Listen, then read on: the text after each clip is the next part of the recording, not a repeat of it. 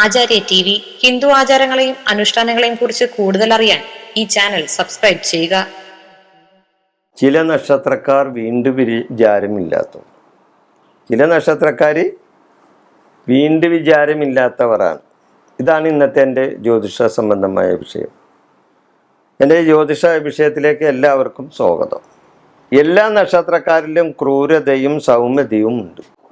എല്ലാ നക്ഷത്രക്കാരിലും ക്രൂരതയുള്ളവരുണ്ട്, സൗമ്യതയുണ്ട് ഉള്ളവരുണ്ട്. ഇപ്പോൾ ഈ ഗ്രഹങ്ങൾ തമ്മിൽ ക്രൂരഗ്രഹങ്ങളുണ്ട്, സൗമ്യഗ്രഹങ്ങളുണ്ട്. ഗ്രഹങ്ങൾ തമ്മിൽ ക്രൂരഗ്രഹങ്ങളുണ്ട്, സൗമ്യഗ്രഹങ്ങളുണ്ട്. അതേപോലെ ജനിക്കുന്ന രാശികൾ തമ്മിൽ രാശികളിൽ ക്രൂരരാശികളുണ്ട്,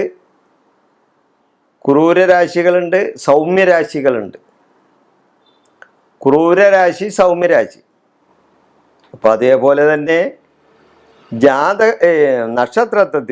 നക്ഷത്രത്തിലും ക്രൂരതയും സൗമ്യതയും ഉള്ളവരുണ്ട്. തീർച്ചയായിട്ടും അങ്ങനെ ഉണ്ടാവും. എന്നാൽ ചില നക്ഷത്രക്കാർ ദേഷ്യം കൂടുതലുള്ളവരായിരിക്കും.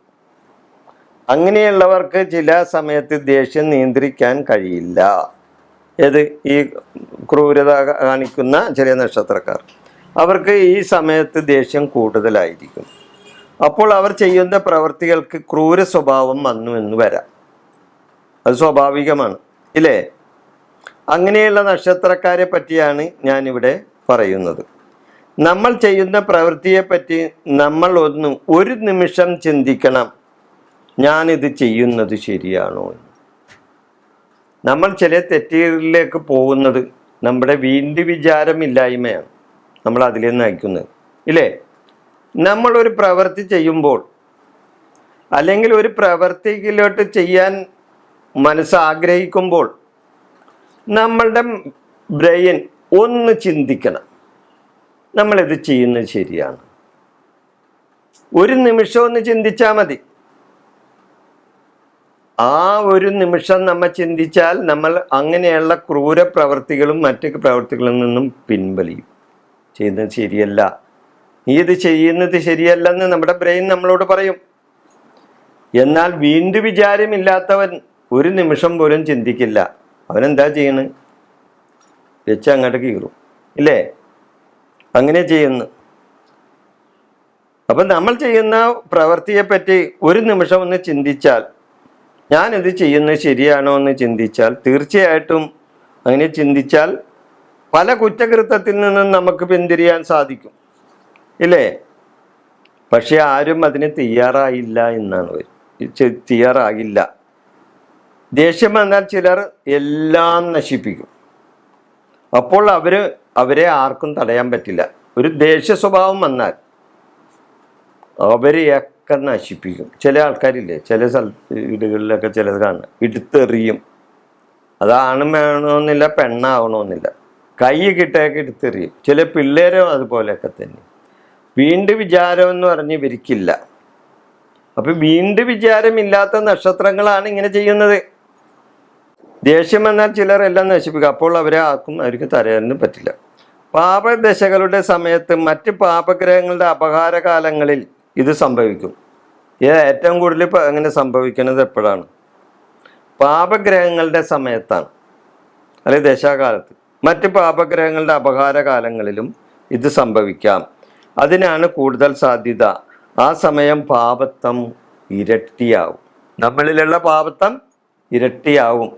നമുക്ക് വീണ്ടും വിചാരമില്ലാതെ പ്രവർത്തിക്കേണ്ടി വരും.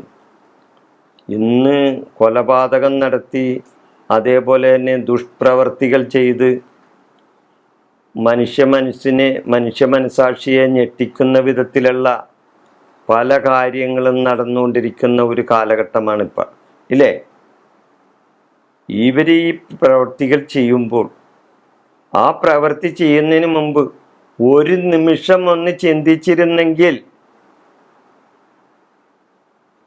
ഇന്ന് പലർക്കും ജയിലിൽ കിടക്കേണ്ടി വരില്ലായിരുന്നു, ഇല്ലേ? ഇപ്പൊ ഭാഗ്യം ഉണ്ടാകാൻ വേണ്ടി മനുഷ്യക്കുരുതി കൊടുത്തില്ലേ? അതിന് കുരുതി എന്നാണ് പത്രക്കാരെഴുതുന്നത്. ശവം മനുഷ്യജീവനെ വെട്ടിക്കൊന്ന് എന്താണ് എന്തൊക്കെയാണ് ചെയ്യുന്നത്? അതൊക്കെ അതിൻ്റെ ഉത്തരവാദിത്വം മുഴുവനും ജ്യോതിഷത്തിൻ്റെ തലയെ കൊണ്ടുവച്ചു കൊടുത്തു. ജ്യോത്സ്യന്മാരാണ് ജയിച്ചതെന്നും പറഞ്ഞു. എന്താണ് ചെയ്ത്? പണസമ്പാദനത്തിന് വേണ്ടി, അല്ലെങ്കിൽ ഉയർച്ച ഉണ്ടാകാൻ വേണ്ടി, അല്ലെങ്കിൽ ശ്രേയസ് ഉണ്ടാകാൻ വേണ്ടി ഏതോ ഒരുത്തൻ പറഞ്ഞു കൊടുത്ത, ഒരു അധമൻ പറഞ്ഞു കൊടുത്ത കാര്യമാണ്. അതിൽ വിശ്വസിച്ച് ചില ആൾക്കാർ അതേപോലെയുള്ള പ്രവർത്തികൾ ചെയ്യും. ഇവർ ഈ സമയത്തൊന്ന് ഒരു നിമിഷം ഒന്ന് ചിന്തിച്ചാൽ മതി, ഞാനിത് ചെയ്യുന്നത് ശരിയാണോ? തീർച്ചയായിട്ടും അവൻ അതിനെ വെച്ച കാല് പുറകോട്ട് വെക്കും. ചെയ്യുന്നത് ശരിയല്ലെന്ന് അവനെ ബോധ്യപ്പെടുത്തും. പക്ഷേ ആരും അങ്ങനെ ചിന്തിക്കില്ല എന്നതാണ് സത്യം. ഇന്ന് ജയിലിൽ കിടക്കുന്ന പലരും ഒരു നിമിഷം ഒന്ന് ചിന്തിച്ചിരുന്നെങ്കിൽ അവർ ആ ജയിലിൽ കിടക്കേണ്ടി വരില്ലായിരുന്നു. അതാണ് അവസ്ഥ. ഇതൊരു കോമൺ ആയിട്ടുള്ള ഒരു കാര്യമാണ് ഞാനീ പറഞ്ഞത്. അതായത് വീണ്ടും വിചാരമില്ലാത്ത ചില നക്ഷത്രക്കാർ, അതാണ്. അപ്പം ഞാനീ പറയുന്ന വീണ്ടും വിചാരമില്ലാത്ത നക്ഷത്രക്കാർ ആരൊക്കെയാണ്? ഞാൻ ഇത് കോമൺ ആയിട്ട് പറയുന്ന കാര്യമാണ്, അല്ലാതെ നിങ്ങൾ എന്നെ വേറെ വിധത്തിൽ ഉപദ്രവിക്കരുത്. അതായത് എന്നെ വിധത്തിൽ വേറെ വഴക്കുകൾ പറയരുത്.